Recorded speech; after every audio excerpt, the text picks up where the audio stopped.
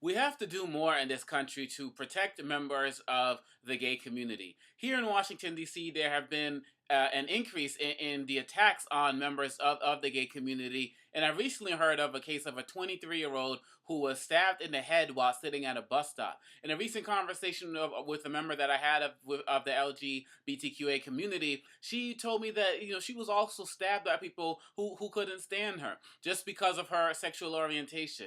And look, at the end of the day, it really doesn't matter what you believe. You can, not believe in gay marriage. You can believe that people who are gay are going to burn in hell. If that's your belief, then fine. But no one here on this planet has the right to physically assault someone because of their differences. If you're a strong believer in your God and your God is a punisher of those who will commit quote unquote sins and the like, then let your God take care of that when that person is dead.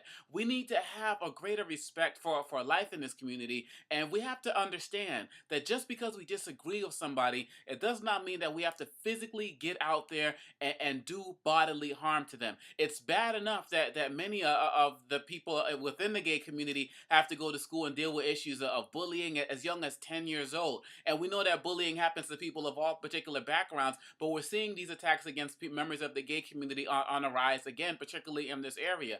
And it's one thing to be bullied, but we know that the bullying leads to these physical assaults. And for some reason, this society is making it okay to feel like we can just lash out at these individuals. These are young people, caring people, just like anybody else. They're out there working in jobs, serving in the army, often up until now having to disguise their sexual preference, and now they have to just worry about the daily physical threat of potential death. This is not the way to go. We need to do more. Law enforcement needs to step up in charging more people with hate crimes, and those of us who are not actively involved in issues surrounding the gay community really should do more to reach out and have dialogue to really understand that the issues that they're going through. If we can do that, we can really start to move towards valuing all human life in the way that it was intended.